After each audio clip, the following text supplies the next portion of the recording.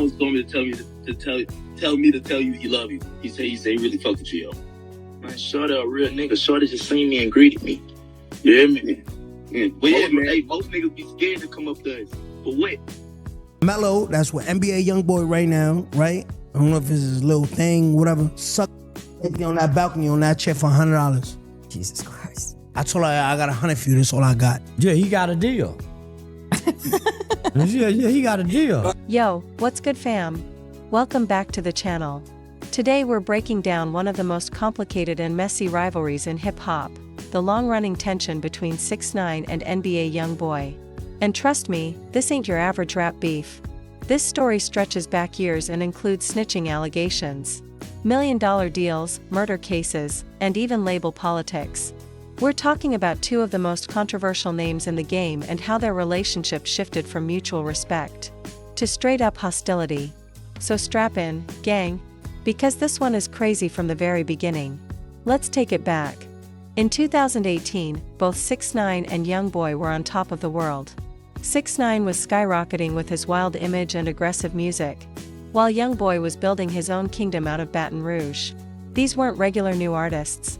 They were two unstoppable forces changing the entire sound of the culture. And here's where the story flips. Even though they're at odds today, back then they actually had nothing but respect for each other. A real street-level respect. Not the fake industry smiles people put on for cameras. 6ix9ine himself told a story that shows exactly how different things were. Picture the scene. It's 2018, the rap scene is heating up, and these two young stars cross paths. According to 6ix9ine, NBA YoungBoy walked up to him and showed genuine love. Not a forced handshake, not a quick nod, but a real, solid greeting. 6ix9ine said YoungBoy approached him respectfully, kept everything smooth, and moved like a real one. And what did 6ix9ine say about that moment?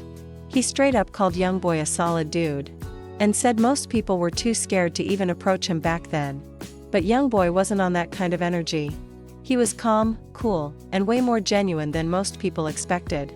Like, who's someone that you had a perception in your head that might be negative, that you met, and then they completely proved you wrong? I think NBA YoungBoy. Okay. So I thought NBA YoungBoy, like, you know, they hadn't, like, want to be down. Like, how I say, like, I met him at a basketball game, but this is before cooperation. Okay, what year? Oh, this is like 2018-ish? Like, yeah, I just walked up to him by myself. Oh shit. He said it. I got it right here. You want to see it? So We he's believe like, you. he's like, yo, I walked with 6ix9ine. He mad cool. He came up to me by himself. And this in New York City? No, it was in LA. LA, okay. I'm gonna see. I saved it, but NBA YoungBoy, he's pretty down to earth. Mm-hmm. I think he's just misunderstood, bro. I think people just misunderstand his music, but it's real. Yeah, people think he's like reckless and violent. I mean, Nah, he's not. He's actually, not? he only fuck with people who fuck with him. This part matters, fam, because it shows that before all the conflict and industry politics, these two actually acknowledged each other as real in the game. YoungBoy wasn't fazed by 6ix9ine's reputation, and 6ix9ine respected YoungBoy's realness. It was honest, mutual respect between two artists, both grinding hard to make their mark at the top. 6ix9ine was going to tell me to tell you he love you. He said he really fucked with you, yo. Man, Shorty a real nigga. Shorty just seen me and greeted me. You hear me? Yeah. But yeah, man. Hey, most niggas be scared to come up to us. For what? We some of the coolest niggas you can meet. That nigga seen me and greeted me though, and kept it going. Real nigga. Y'all met each other. But as we all know, the streets always have a way of changing the game. What happened next would lay the groundwork for years of tension. Fast forward to 2020, and everything flipped. 6ix9ine's world came crashing down when he got caught up in that RICO case with the 9 Trey Bloods. We all know how it went. He decided to cooperate with the feds. And just like that, he became one of the most hated figures in hip-hop. When he got out of jail, the industry basically shut him out. No one wanted to work with him. No one wanted to be seen with him. His career was hanging by a thread. The same artists who once showed him love now treated him like he had the plague. That's just how the streets operate. Once you cross certain lines, there's no going back. But 6ix9ine wasn't ready to quit. He had money, he had a plan, and he was determined to climb back up. So what did he do?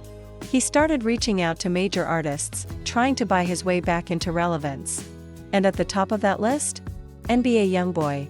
According to 6ix9ine, he he offered YoungBoy a cool $1 million to do a song together. $1 million, that's serious cash, not play money. It could have changed someone's life overnight.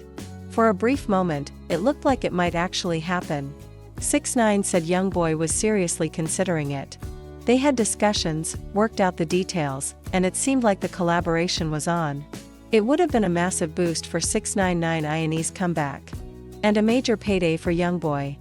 But then it all fell through. YoungBoy reportedly backed out at the last second. According to 6ix9ine, YoungBoy didn't want to be the first to risk working with him after the cooperation situation. The pressure from the streets, the potential backlash, and all the politics surrounding it made it too risky. Like we spoke after cooperation, like when I gave Kodak $1 million, I guess NBA YoungBoy, and I could tell you this, Act was, we were gonna pay, when we did that Kodak feature, we already had, not saying that Kodak was our second option, we just had the $1 million there to, do the video with fume vapes and all that shit. But I guess NBA YoungBoy was, I guess he didn't want to be the first person to jump, the gun. But hold up, it gets even messier, fam. After YoungBoy backed out, guess who stepped in? LOL Tim. Yeah, YoungBoy's close associate, the same guy tied to that King Von situation. For those who don't know, LOL Tim is allegedly the one involved in King Von's death outside that Atlanta hookah lounge back in 2020. This ISNT someone you mess with, he's heavily connected to YoungBoy's circle. So when he showed interest in doing the $1 million collab with 6ix9ine, it seemed huge. 6ix9ine probably thought he hit the jackpot. If he couldn't get YoungBoy directly, getting someone from his inner circle was the next best thing. LOL Tim had serious street credibility because of the King Von situation. And a collaboration would still link 6ix9ine to YoungBoy's world the way he wanted. But just like YoungBoy, LOL Tim ended up backing out too. The politics were just too intense. Working with 6ix9ine after the snitching situation was career suicide for anyone trying to maintain respect on the streets. Even $1 million couldn't outweigh the potential backlash and loss of street credibility. This left 6ix9ine frustrated and probably salty about the whole situation. He had the cash, he had the drive, but nobody wanted to risk being associated with him. That kind of rejection can turn respect into resentment real quick. Fast forward to recently, 6ix9ine decided he was done playing nice. During a stream with Adam22, he went off script and started exposing what he claimed was the truth about NBA YoungBoy and his record label. And this is where things got really spicy. 6ix9ine didn't just throw casual shots, he went straight for the jugular. He claimed that YoungBoy was being controlled by Atlantic Records, that they owned all his music. And even though YoungBoy is one of the hottest rappers in the game, he was basically a puppet for the label. 6ix9ine said it himself. The hottest rapper right now is NBA YoungBoy.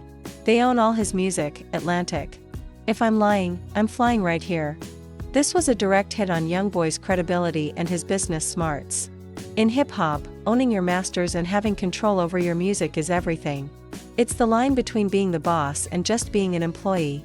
So for 6ix9ine to publicly claim that YoungBoy didn't own his music was basically calling him a fraud. But 6ix9ine didn't stop there. He went on to break down how the label system works, how artists can get trapped in contracts, and sometimes have to sell their catalogs just to get cash in hand. Basically, he gave a mini lesson on how the music industry can exploit artists, using YoungBoy as the main example. The timing made it even more impactful. YoungBoy has openly shared his frustrations with Atlantic Records, and there have been constant rumors about his contract situation. So 6ix9ine's claims weren't random. He aimed right where it would sting the most. Now, if you know NBA YoungBoy, you know he doesn't let disrespect slide. When 6ix9ine made those comments about his music ownership, YoungBoy had to respond, and he did it the way he knows best, through his music. He dropped a track directly addressing 6ix9ine's claims. The key lines got everyone talking. I don't do this, __, with a big set of tickets. __, I get my percent. In other words, YoungBoy was making it clear. He owns his music. He gets his full percentages. And 6ix9ine's claims were just false. But the response went beyond ownership. It was about respect, credibility, and setting the record straight. YoungBoy has worked too hard to build his empire. to let someone like 6ix9ine spread misinformation. Industry insiders say YoungBoy even reached out to media contacts to clarify his position. Unlike his early days with Atlantic, his current contracts are structured to give him ownership and control. But let's be real, this beef is about much more than music ownership or collaborations. It's a clash of philosophies in navigating the rap game. 6ix9ine represents the controversial path. Do whatever it takes to stay relevant, even if that means cooperating with law enforcement. His post-jail career has been built on controversy, shock value, and getting attention. YoungBoy, on the other hand, follows the traditional street code. Keep it real, don't snitch, and let your music speak for itself. Even with his own legal troubles, he's never crossed the line that 6ix9ine did. This fundamental difference in approach is what makes their conflict so compelling. It's not just personal beef, it's a clash of ideologies about what it means to be a real rapper today. The $1 Million Offer episode also highlights a lot about both of them. For 6ix9ine, it showed his desperation to buy back credibility and relevance. For YoungBoy, it proved that no amount of money is worth compromising principles and street respect. And regarding the label claims 6ix9ine exposed, while his delivery was messy and clearly fueled by personal issues, some of his points about the industry were accurate. Most new artists sign deals heavily favoring labels, and Atlantic Records is no exception. However, YoungBoy's situation is more nuanced. While early contracts may have been less favorable, his recent deals give him far more control as his popularity and leverage grew. YoungBoy's insane work ethic also sets him apart. Hundreds of songs, multiple projects each year, and a loyal fanbase give him leverage labels can't ignore. He isn't just another artist to control. He's a money-making machine they need to keep satisfied. So there it is, the full story of 6ix9ine versus NBA YoungBoy. From mutual respect in 2018, to $1 Million Offers, to public clashes in 2024, this saga has it all: street politics, industry drama, snitching allegations, and two of hip-hop's most polarizing figures going at each other. What makes this beef so fascinating is that it reflects larger themes in hip-hop: authenticity, street credibility, industry politics, and the meaning of success in the game. Will these two ever bury the hatchet?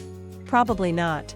Their fundamental differences make it unlikely they'll ever see eye to eye. But that's what keeps it interesting for fans. What do you think, fam? Who's in the right here? Drop your thoughts in the comments below.